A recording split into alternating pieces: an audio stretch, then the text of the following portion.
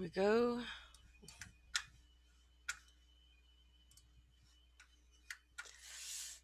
Good morning, everybody.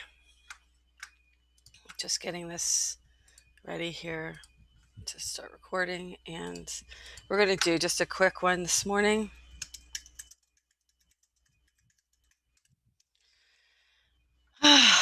Well, I'm doing this every Monday. It's Monday Morning Musings.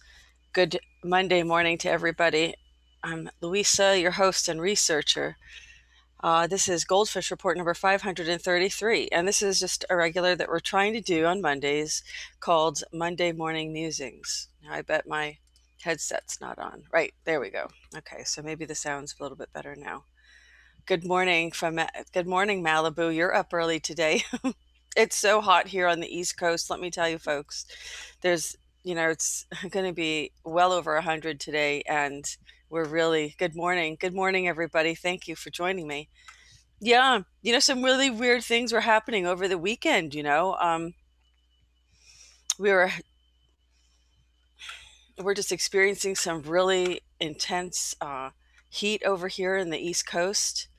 But I'm telling you, things are interesting, folks. Things are very, very interesting. Um, the news of the day is Secretary Mnuchin says that the $1 trillion GOP coronavirus relief plan is ready and they're going to move forward. Larry Kudlow says that coronavirus relief will include $1,200 checks and extension of eviction moratorium, according to CNBC. So there will be more of that reported as we go along. But there's a video I wanted to share with you for a minute. I'm not quite sure if I'm going to play the volume on it because, well, it's Alex Jones, but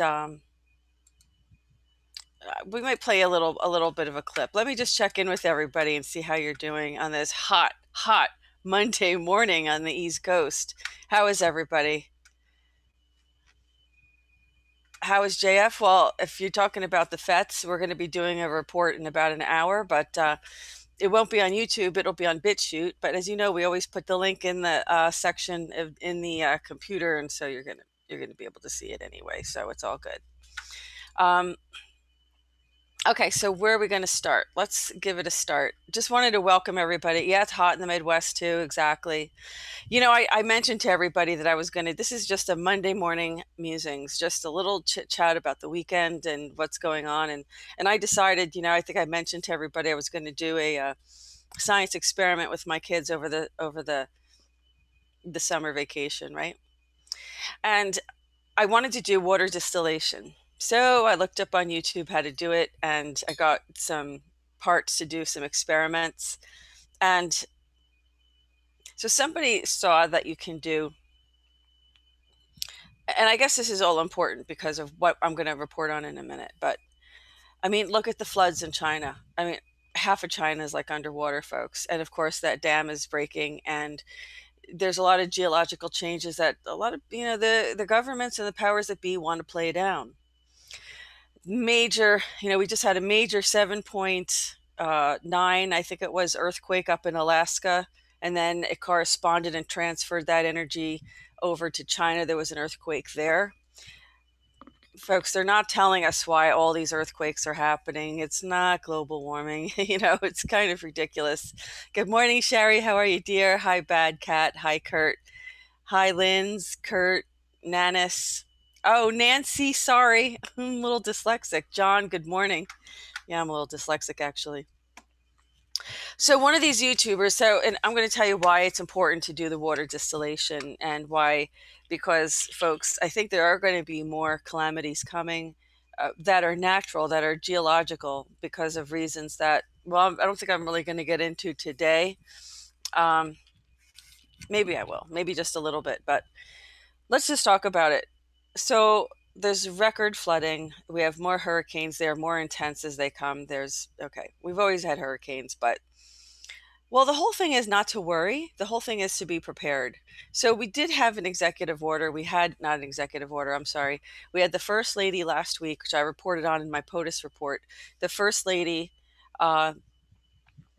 joined with FEMA to do a program to help the youth during emergency preparedness. And so she's really trying to push, you have to start connecting the dots. I think we all need to start connecting the dots and see that there's a reason why we have a reason for. Yeah, but MMS isn't going to take the salt. I'm sorry, I see JP's comment here. Of course, I've heard of MMS, but it won't take the salt out of water. If all you have available is salt water, then you're kind of screwed because, of course, you will dehydrate drinking that.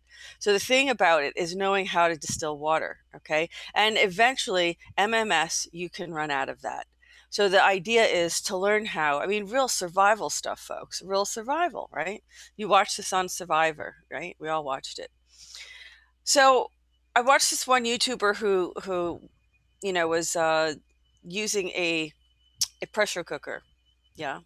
There's all kinds of ways to distill water, really. There's so many. I think MMS is probably very good and effective. I bet it's a very good thing to have and to use. But I don't think it's the only thing. I think if you need really clean water, if all you have is salt water, if you're by the ocean like I am, then you need to learn how to distill water. So, yeah. So, okay. Berkeley water cleaner. Now, I mean real survival, folks. During Hurricane Sandy, we did have water, but we had to boil it. But we had no electricity. We had no power. There was the supplies ran out very, very quickly, and we could see during this. And I'm not fear mongering, folks. I'm trying to be realistic with you. If you follow, now look, take it with a grain of salt, okay? If you follow Nancy Leader and the Zeta report, then there's a probability that all of these things are happening because of a very large planetary object going through our solar system, which has been reported on in the news but just dropped. So, yes, whatever it is, it's been talked about in all ancient cultures, Sumerians, everywhere you go. The destroyer, the Native Americans have also a prophecy about a planet that comes into our solar system every 3,600 years. Okay. If that's the case, and I'm not saying that it is, I don't know. But what I can tell you is that the reports are very accurate because we're going to start seeing bridges falling, which we already have. Look what happened in Torino, Italy. And there's others. We're going to start seeing a lot of problems. And I'm just saying that I think it's a good idea. Whether it's that, whether it's a hurricane, whatever it might be, we should start preparing. We should have a way to be self-sufficient. Now, I have managed to grow a few things. This is my potato. This is my potato. Look at that. All right. At least it's a mini one. But you know what? I'm not going to starve even if I have many. Yeah, buy a distiller. Exactly. Good morning, James. How are you? A hobo stove. Yeah. So this is what happened. Okay. So I got to tell you the story because, okay. So this one guy on YouTube was saying, just go to your local, what do you call it? Like a thrift store or whatever, and buy a pressure cooker. Well, there happens to be one near me, so I went to it, and lo and behold, they had one, and I bought it. And and it's funny. I told my mother about it, and she says, "Oh, what are you going to do, with that?" And I said, "Well, I'm going to teach, my daughters how to distill water, because it's a lifelong skill you'll have. MMS you're going to run out of, and I'm not saying it's not good. It's just you'll run out of it eventually." And she says, "Well, what are you going to do with the water once you make the distillation?" I said, "We're going to drink it." She says, "Well, you better sterilize that pot." And I thought, "Oh my God, you're right. What if something disgusting was in this pot and it was donated to the Goodwill?" And then I started thinking, "Oh my God, what if somebody was like cooking like human parts in it?" I'm like, "What if this was Jeffrey Dahmer's pressure cooker?" And I'm thinking to myself, okay, I have a new word for everybody in case you don't know this now. So now I look at this pot that I was so proud of buying, and I was thinking it's Jeffrey Dahmer's pressure cooker. I'm like, this is not good. I can't use it now. I schieve it. That's the word of the day. I schieve it. Now, I'm not sure if it's Italian or Yiddish, but I think sometimes they have very similar expressions. It's like I schieve it now because of the schmutz that's in it. But the schmutz is the Yiddish. But this is unbelievable. Now I can't use the pot because now I have this. I schieve it now. I have like this psychological barrier to the what ifs that could have happened in that pot. So now I'm thinking to myself, well, that's great. Now I am so proud of this. I have to go buy a brand new one. So I haven't decided if I'm going to buy a brand new one or not.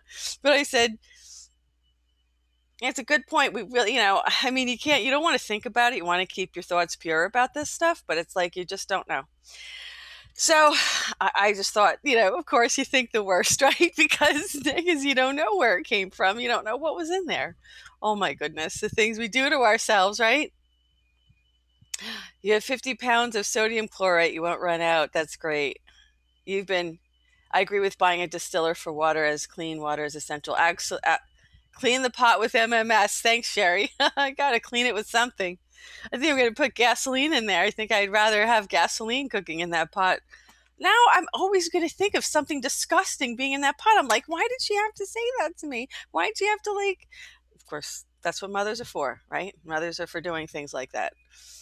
Okay, so now, now that I will use it as a distiller, but I don't know if I'm actually going to drink the water out of it now because I schieve it. Who knows the word schieve? Everybody?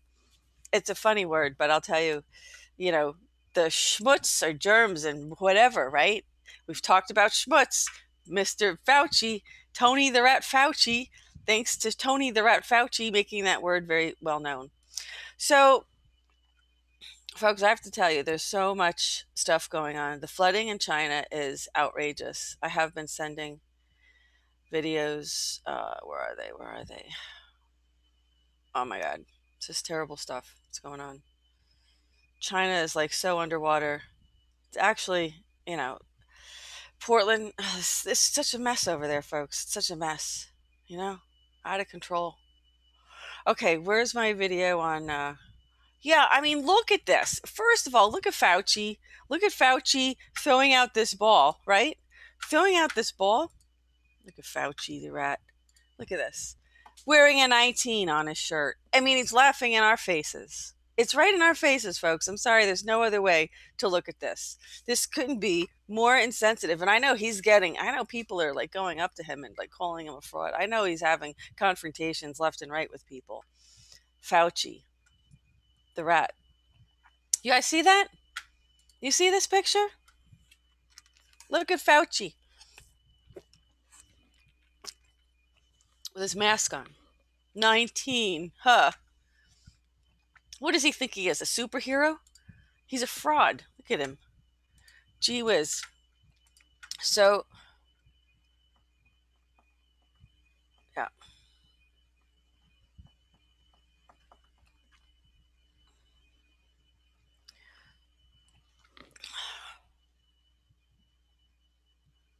All right, I'm just trying to find the video of this because it's really, no.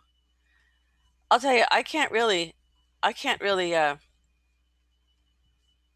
what do you guys think? What do you guys think about all the flooding that's going on? Tokyo flood prevention, insane. Yeah, this is crazy. This is a little crazy thing here. Let's take a look at this. This is an underground flood system. Why do you think Tokyo would have made something like this if they weren't planning for something? Take a look. Capital cities have been shaped by water as much as Tokyo. Its densely populated suburbs are crisscrossed by rivers and canals. In the 1950s and 60s, these streets of old downtown, low-lying Tokyo were the scene of a terrible disaster. A string of heavy typhoons and severe wet seasons created floods that destroyed large parts of the city.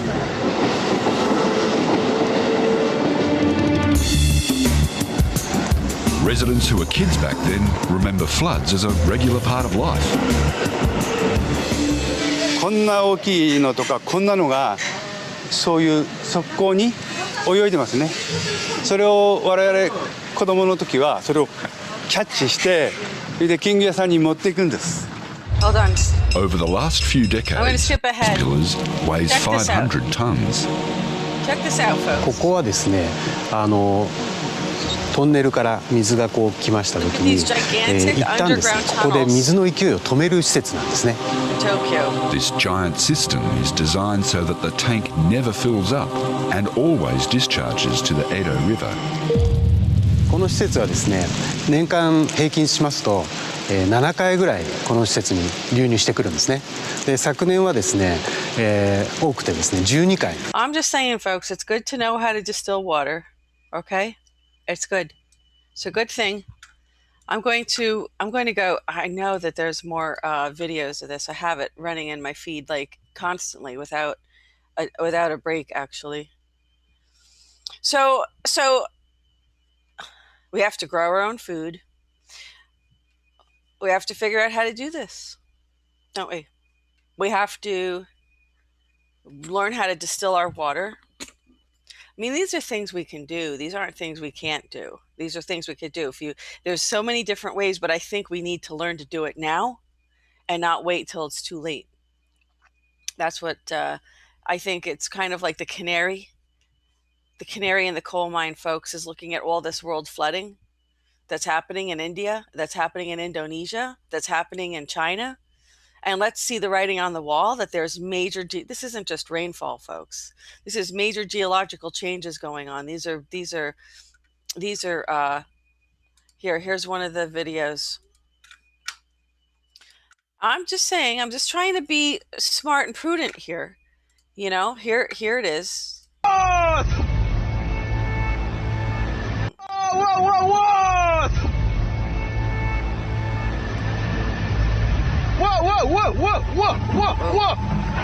Here goes the backhoe. What? What?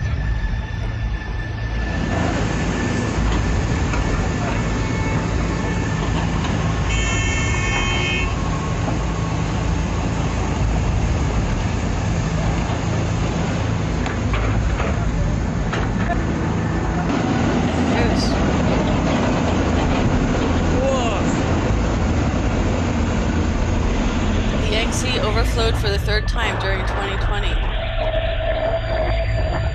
The Three Gorges Dam is failing.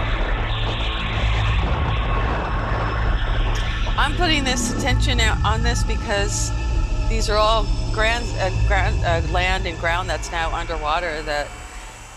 And let's just look at this for a minute, folks, because I'm not trying to fearmonger. Now's the time to prepare when it's not happening right now at this moment. And all that food, all of our, our farmland, by the way, is, would be flooded and we would have a shortage of food. So I just thought it would be a good idea. He shoved it in the hole. It was going down. It didn't really matter. I'm just saying that now's the time before we face these greater, ecological, environmental problems, and to start planning and protecting ourselves. That's the only reason I'm doing this video. I know this information. I can just keep it to myself, but that's not who I am. So I think that we should be in service to others and we should share this information. Now, you want to take it seriously, that's up to you. If you don't, that's up to you as well. Yeah, that dam was a mistake, but we had even the Oroville Dam over in California. I mean, that dam is failing as well. We have, other bridges and other infrastructure. We have roads that have, in other parts of the country, that have like buckled and warped.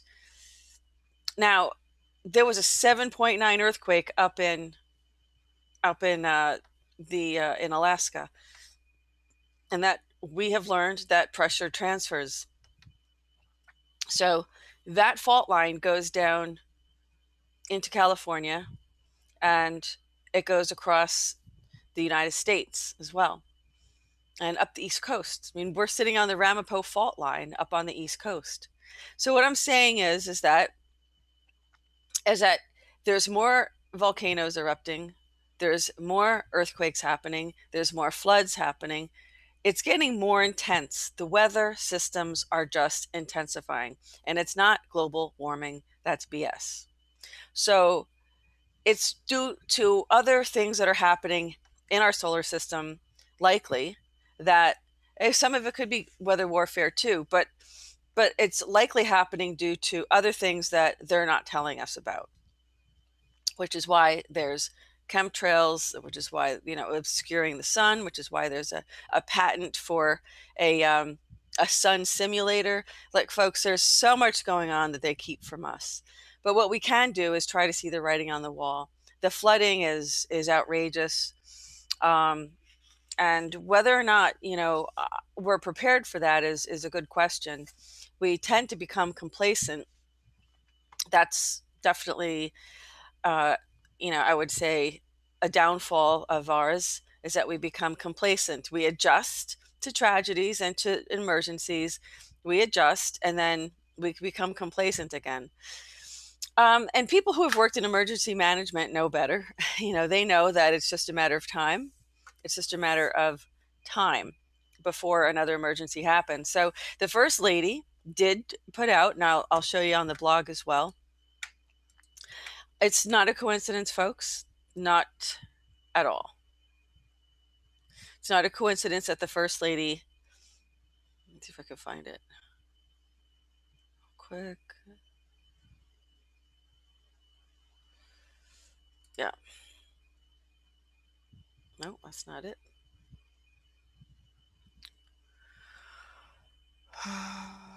Let's see. On emergency preparedness, she visited the FEMA. Let me see if I can find it real quick for you guys. Trump's conference. What is this? Yeah, here it is, folks. This is what I'm talking about. You think she just did this for no reason? This is the First Lady saying, this is a conference call with FEMA's Youth Preparedness Council today. And I just think it's a good idea, folks. It's a good idea to remember to be prepared and to have some basic, life survival skills, available to yourself. It's a lifelong skill. Once you learn it, you have it. It's not like you have to wait for some other supply or some other truck to come and deliver supplies.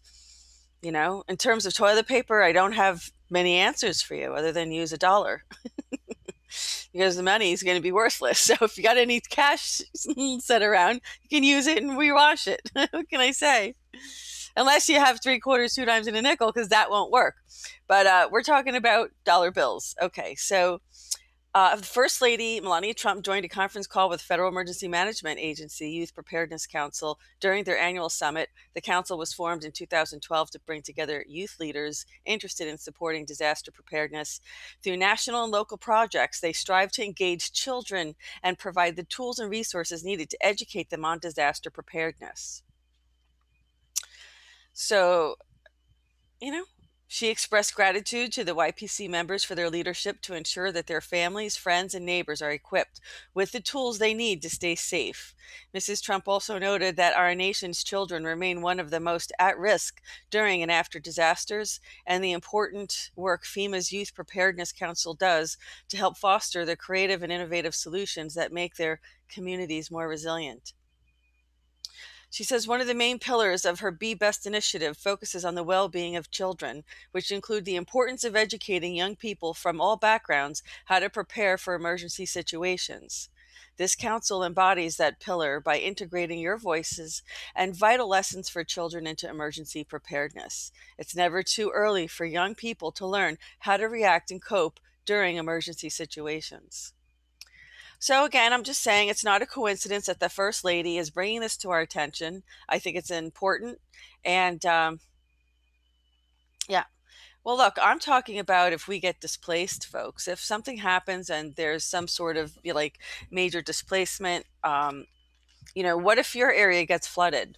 I know that the town I live in was 6 feet underwater during Hurricane Sandy. Now, I wasn't in that risk area, but all down the East Coast, there was a lot of destruction.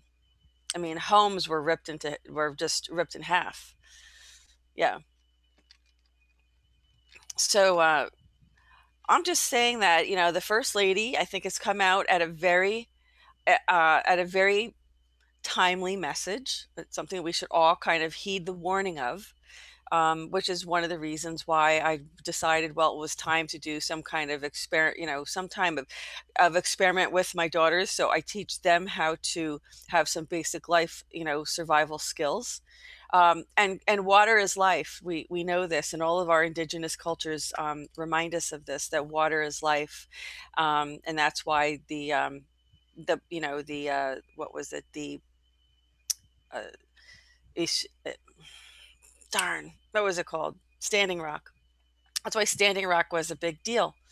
And all indigenous cultures from all over the world united on this principle that water is life and how sacred this is. So I think it would be a really good idea that we all just start thinking about it. Now, there's lots of people out there, lots of prepper channels. So, you know, just go peruse them all and, you know, figure out what you can do, what's easy for you to do. A lot of them are not as difficult as you might think. But it's really important, as the First Lady is pointing out, for us to be prepared and, you know, to start realizing that we start realizing that we have a lot of people living in low-lying areas, and this includes our food. I mean, look at this from the Yangtze River in China, right? Asia's longest river, flowing more than 6,300 kilometers across China.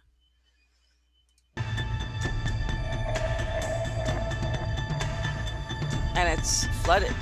It's flooding. Look at the crops over here. They look like, well, rice is grown in some watery areas, but in the United States, folks, just look at this. These are farmlands that are underwater. So the thing to remember about this is that we need to be prepared. Here's another one. All right, say it plugs it in. Perfect. We'll start the commercial. Okay, so here we have it. Three Gorges Dam failure simulation. Due to heavy rainfall, the water flow in the upper reaches of the Yangtze River, such as Minjiang River, Jialing River, and the Three Gorges area, increased significantly, and the inflow rate in Three Gorges Reservoir rose rapidly to 50,000 cubic meters per second on July 26th. As a result, the Bureau of Hydrology of the Changjiang Water Resources Commission officially announced that the Yangtze River flood number 3 of 2020 was formed in the upper reaches of the Yangtze River, and the maximum flow into the Three Gorges Reservoir was expected to be around 60,000 cubic meters per second on the evening of July 27th. In anticipation of the new flood peak, the Three Gorges Dam increased its water discharge beforehand, and on July 24th, the water outflow from the Three Gorges Dam soared to 45,600 cubic meters per second, setting a new record for this year. Netizens have estimated that the Three Gorges Dam may have opened 9 floodgates to release floodwaters. On the morning of July 26th, about 100 kilometers upstream of the Three Gorges Dam, Jiangcheng County in Hubei Province was hit by heavy rainfall that caused the local Guangrun River to overflow, flooding the country's main road and sweeping away many cars parked on the riverbank. It was the biggest flood in the history of Jiangxi County, according to netizens.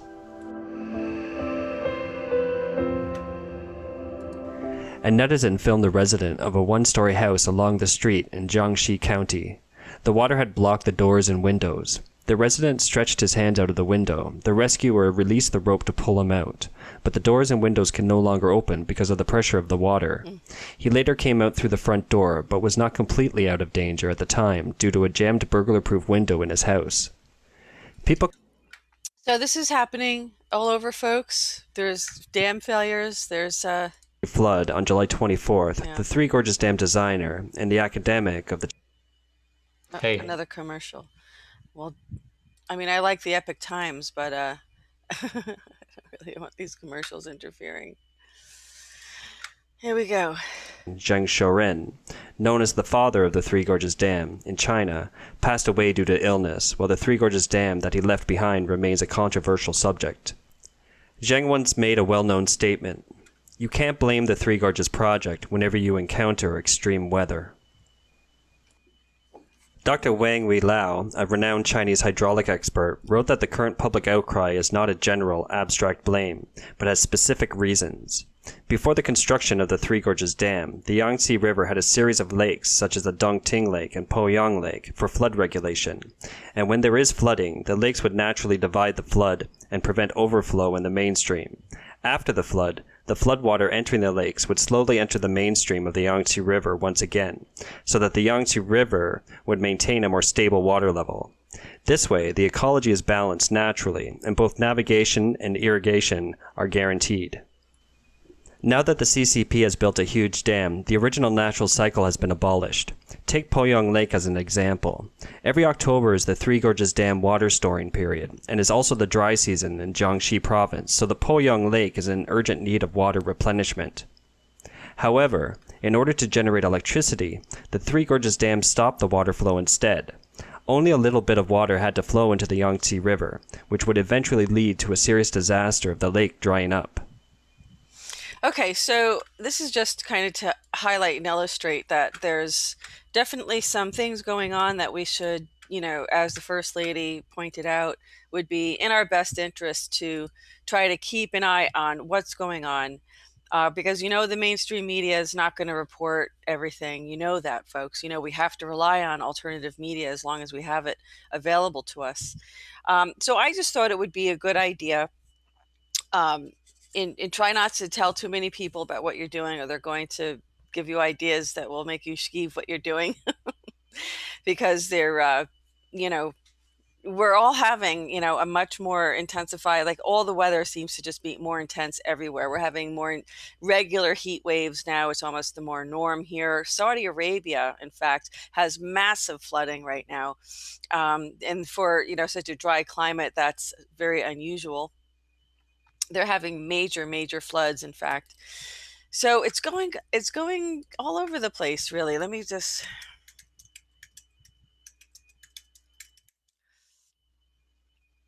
Yeah, this is what I wanted to show. In Talif, Saudi Arabia. Yeah. I'm going to show this. Now, who would expect this in Saudi Arabia? Yeah. Check this out.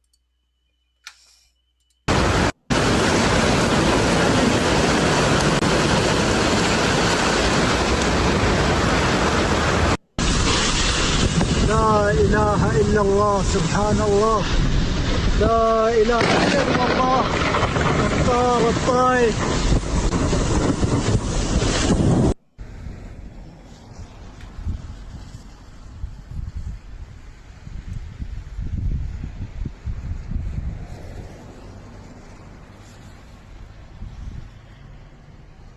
It's like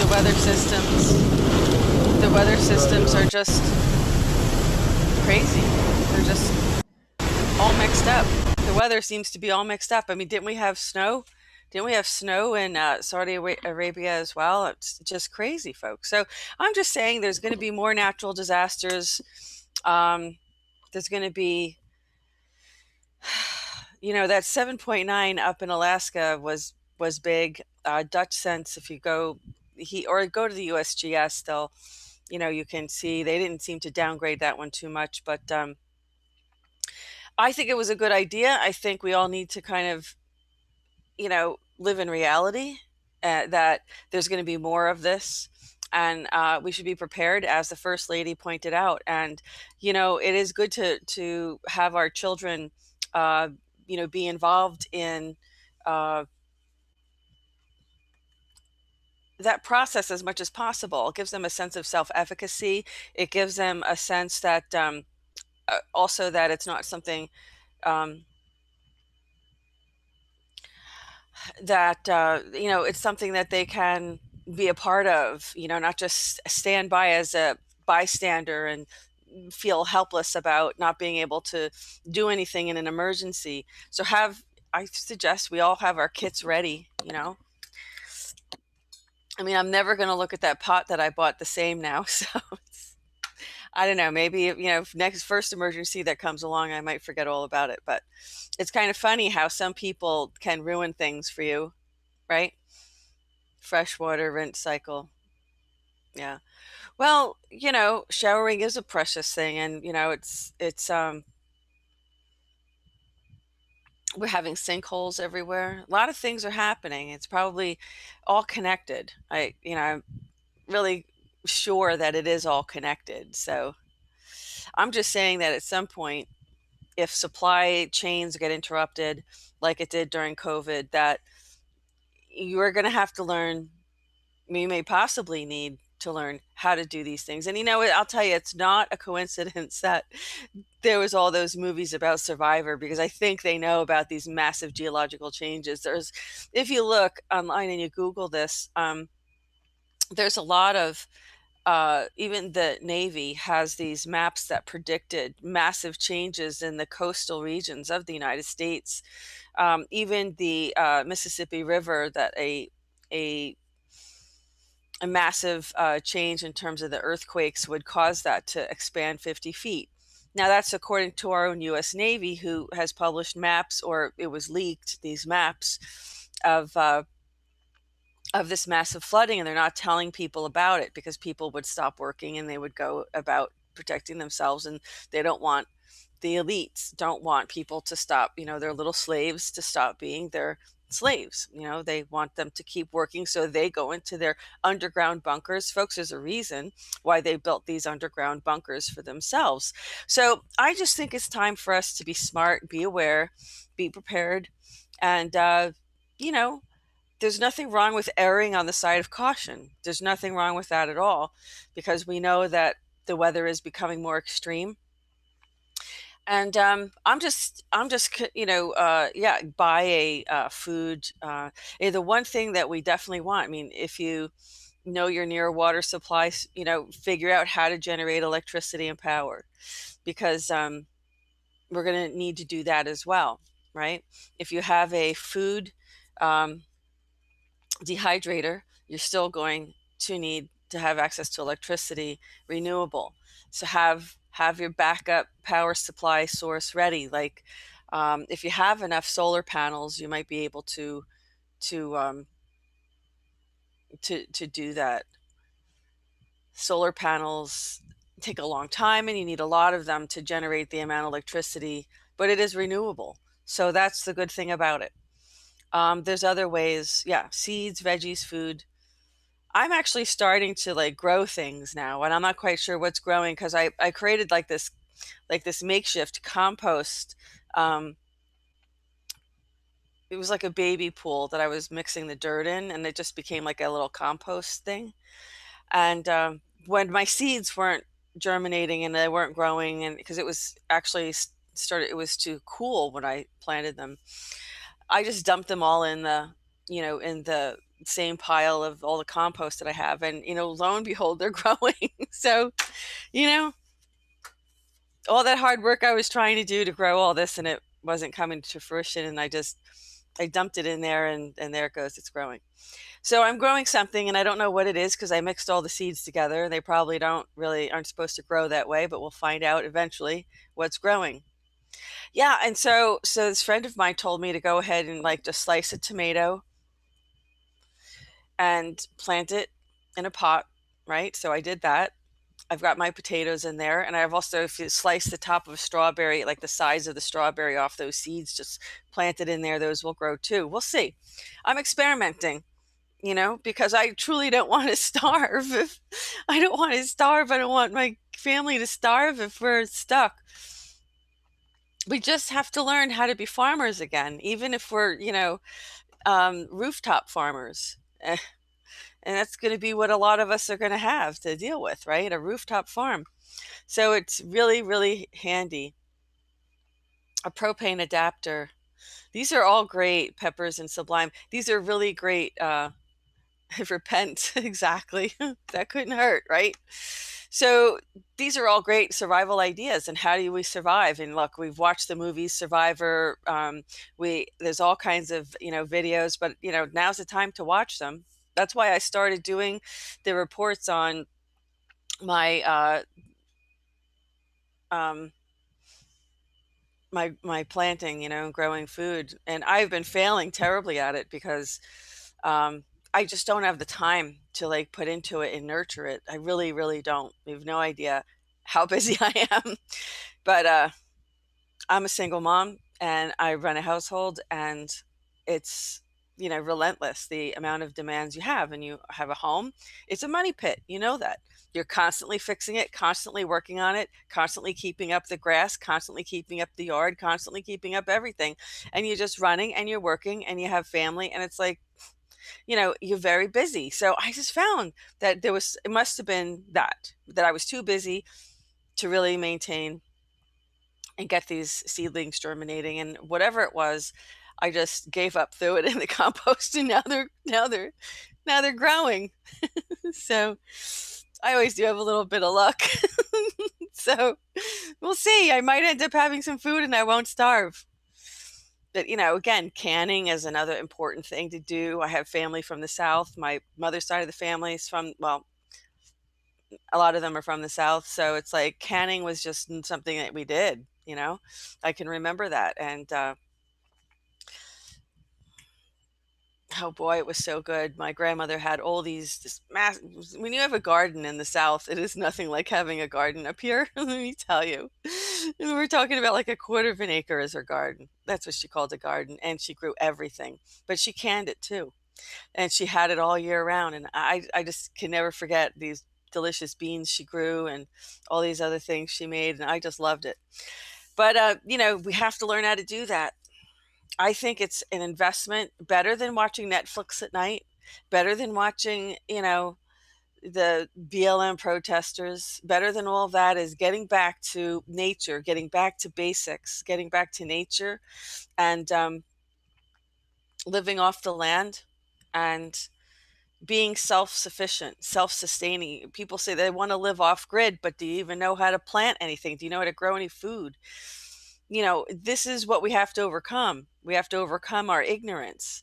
We became too convenienced by modern society, and most people don't know how to grow anything. And I admit I'm one of them, and I'm trying my hardest to overcome that and to try to learn to grow things. I guess patience is one of my issues, right? Because I have this really tiny potato, and so I didn't really wait long enough. Yeah, I mean, you don't need to have even half a brain to grow a potato. Trust me. It's like they just do it all by themselves. Cut it in half, let some of those little spuds grow out, right? Cut it in half, plant it in your dirt, and you're good. In a bucket, or buckets are the best for them, right? So, but it's not a joke. We really need to realize that, at some point, if we have a major earthquake on this New Madrid, right, fault that goes across the United States, we're going to have some major disruptions in travel, supplies, things like that, because that's where the pressure would transfer to, wouldn't it? Even that San Andreas, boy, that thing is, it's a ticking time bomb. And I'm not fear mongering at all. But let's not be stupid. It's a huge fault line. It's telling us it's there. It's telling us that, we can watch it, go to the USGS. I mean, I went there to look up earthquakes. They said too many to show on your screen. That's what it said. So it's like no big deal to them anymore, right? They're not reporting it. They're not telling us about this. Exactly. Asteroids. Because the asteroids, what they're saying, they're not telling us the truth about them. Are the asteroids part of this, the dust in the tail of this other planetary body that's in our solar system? We know we have a dark twin. I mean, why aren't they really talking about this every day? And the reason is because they're controlled. The media is controlled, as you know. So they don't want everybody to survive this. They don't want everybody to know. They don't. They don't. The elite who control this world, right? We still kowtow to them. We're not standing up to it. But what we have to do is work on survival skills for ourselves. So let's not wait for the next emergency to happen. Yeah. Exactly. Dutch sense, he explains how the pressure transfers and what direction it transfers in. And it's because I watched him, and of course you can watch a little bit of BP Earthwatch, who also has that too. But they explain how the pressure moves across the plate in a particular direction. So yes, he does. He does. Dutch is great, David. I agree. Yes. So I just wanted to kind of, Monday morning musings, just a light subject, survival. Let's get ready. Yeah, freeze dried veggies. Get a freeze dryer, a food freeze dry. You can. It's a. It's like a basket. It's like that big. I don't know, and you can freeze dry your fruits and vegetables. They maintain their nutrition, right? But and they won't spoil. So uh, quite like a regular, regular food will. So I think we need to start really thinking about educating ourselves on this. Seriously, folks, I'm going to talk about it a little bit more, coming up in the future. Like, it's going to be a regular, probably conversation, because we need to be prepared. We, can't blame. We already know we can't trust the elites, whoever they are, the powers that be, who are running things behind the scenes, because they don't want us all to survive. They want to be able to control. This is the whole depopulation agenda. They want to be able to control, the remaining survivors. So I'm going to wrap this up right now. I hate to leave y'all, but I've got to get ready for my report with the FETs. It will be on BitChute later today. So check that out. I'm also going to have, get some chickens and goats. Exactly, Mark. Great idea. Got to have chickens and goats to have your supply of eggs, and to have supply of, dairy if you need that, if you want it. So, yeah, no, excellent point, Mark. You can't survive on your own. A small network of like-minded preppers might offer a better chance. Exactly. That's why, I'm talking to all of you, right? It's not a bad idea. Karen, fine, your parents taught you how to do all that. Good for you. You had great parents to do that. We, not everybody was so lucky. Although my family always had gardens, even my Italian side that came from Italy, they had gardens when they got here, but they didn't teach any of us, right? They wanted us to be better. They didn't want us to be simple farmers. That's how it was. So, but it's not a bad thing to be a simple farmer, because at least you're going to eat. And not only that, you're going to have something to barter with for other people. You might not have all the things you need, but everybody's going to have something, and everybody can learn to barter. God forbid we have this kind of emergency, even for a short term, right? Even on a short term basis, we may be stuck in a situation where we might need to rely on other people's help. Yeah, Jeanette. Everybody had gardens in Jersey. Exactly. I mean, my Italian side of the family came over. Everybody had gardens. That's what you did. I mean, and those were the ones who came, right? The ones, So bungalow. Okay, for your exactly, folks. I think we should just have a plan, and then it's nothing to worry about, right? If something happens, we're prepared. See, this way, it's like you don't worry about these things. You don't dwell on them. You just plan for it. You have your emergency plan ready, and when you have it, you're all ready, and it's all done. So that's basically what I wanted to talk about today. I've got to go. I've got to get ready for my report with the FETs, and I appreciate everybody. I just missed you. I missed doing my Monday morning live streams with my viewers, so I want to thank everybody for watching. Please give us a thumbs up on this so we can recommend this video more on YouTube, because YouTube and I aren't good friends. And yeah, a case of baby wipes might be a good thing, but folks, if we're stuck like we were last time, over this COVID situation, and supplies couldn't get through and all that, we're going to go through that supply pretty quickly. It could be a very prolonged emergency. there's a lot to talk about. There's going to be more to follow on our report, the political theater report today with the FETs. So everybody check that out. We'll post a link to it later today. You can go right to it on BitChute, and we appreciate everybody being with us. So I hope everybody has a great week. Who knows what on earth is going to happen this week? Just remember one thing, folks. We're all Earthlings. It doesn't matter what color, what nationality, what socioeconomic group we come from. At the end of the day, we're all Earthlings, and we either unite on this planet or we are going to destroy ourselves. So have a great day, everybody. Canning is a great idea. Exactly. We've got to learn how to do canning, folks. I'm not kidding.